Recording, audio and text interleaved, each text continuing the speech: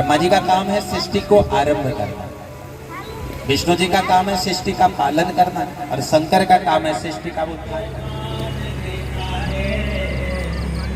बेटी सम्मान देती है, बेटा तो मान देता है, बेटी सम्मान देती है। जिस घर में एक सुयोग्य बेटिया की उत्पत्ति हो जाए, तीन वंशों का वह उद्धार करके, माता के वंश का, पिता के वंश का और पति के वंश का। ये जो बेटियां हैं प्यारे, यही तो शक्ति है। या देवी सर्वभूतेषु बुद्धिरूपेण संस्थिता। जब तक शक्ति नहीं है तब तक कुछ नहीं। यहाँ तक तो प्यारे, अगर भगवान शंकर अगर कुछ करते हैं तो उनके साथ भी उनकी शक्ति पार्वती विराजित है। आप जानते हो जो तीन देव है ना हमारे, भगवान ब्रह्मा जी, भगवान विष्णु जी और भगवान महेश। ब्रह्मा जी का काम है सृष्टि को आरंभ करना, विष्णु जी का काम है सृष्टि का पालन करना, और शंकर का काम है सृष्टि का उद्धार करना। और देखो तीनों के पास शक्तियां विराजमान है। जो भगवान ब्रह्मा जी हैं उनके पास महासरस्वती विराजित है, जो भगवान नारायण हैं उनके पास लक्ष्मी विराजित है, और जो भगवान शिव हैं उनके साथ काली विराजित है। तो सरस्वती जो है वो ज्ञान की मूर्ति है, और ब्रह्मा जी आरंभते कर्म, ब्रह्मा जी आरंभ करते हैं। और उसी चीज को आरंभ कब किया जाता है? जब जीवन में ज्ञान होता है। इसलिए ब्रह्मा जी की शक्ति है सरस्वती, जो ज्ञानित के रूप में आरंभ करती है। जो नारायण है, नारायण का काम है पालन करना, और पालन तब होता है जब पास में धन होता है ना।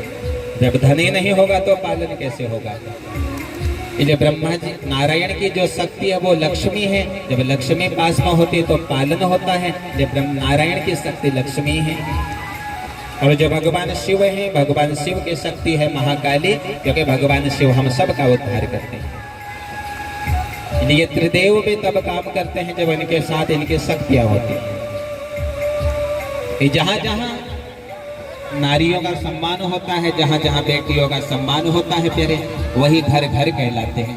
यत्र नारीणाम न पूजयन्ते न रमयन्ते तत्र देवता। जहां नारियों का सम्मान नहीं होता, बेटियों का सम्मान नहीं होता, वहां देवता भी वास नहीं करते। हमारे सनातन की जो त्रिविध परिपाटियां चली आई हैं, हमारे सनातन की जो त्रिविध रूप जो सनातन स्थिर है, ये गंगा में स्थिर है, ये गौ में स्थिर है और बेटियों में स्थिर है। जब हम तीनों का सम्मान करते हैं तो तब हमारे घरों में खुशहाली आती है। आज हम इतने मूर्ख हो चुके हैं, हमारे घरों में अगर बेटियां उत्पन्न होती हैं, पहले तो हम उनको गर्भ में ही मार देते हैं। प्यारे, जो इस संसार में आता है वो अपना भाग्य लेकर के आता है।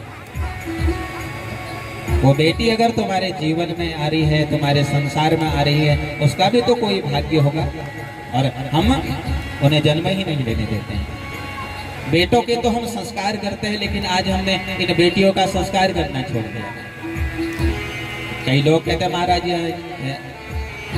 ये जो संस्कार होते हैं ये बेटों के ही होने चाहिए, बेटियों के नहीं होने चाहिए। क्यों नहीं होने चाहिए भाई? अरे बेटा तो केवल एक वंश का भार उसके कंधे में है, अरे बेटियों के कंधे में तो दो दो कुलों का भार है। तो संस्कार सबसे ज्यादा बेटियों के होने चाहिए। आज हम बेटों को उच्च शिक्षा देते हैं, लेकिन बेटियों की शिक्षा की बारी आती है तो उनको शिक्षा नहीं देते, जबकि शिक्षित करने का अधिकार सर्वाधिक बेटियों को है।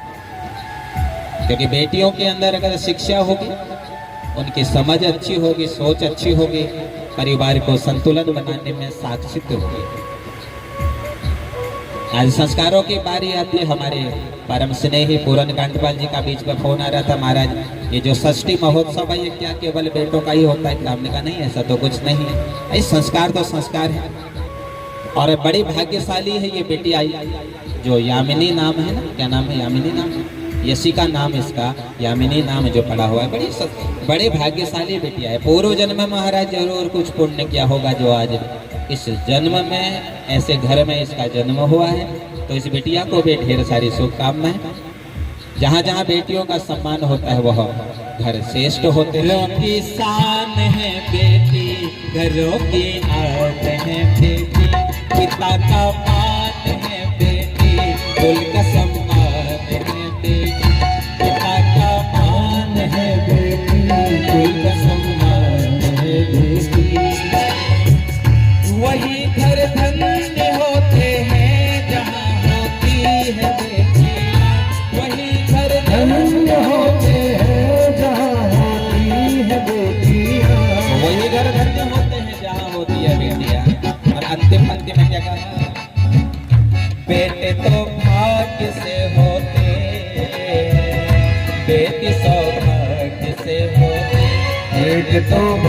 सौभाग्य से होते, बेटी सौभाग्य से होते। बेटे तो प्यारे सिर्फ भाग्य से होते हैं, बेटियां तो सौभाग्य से होती हैं।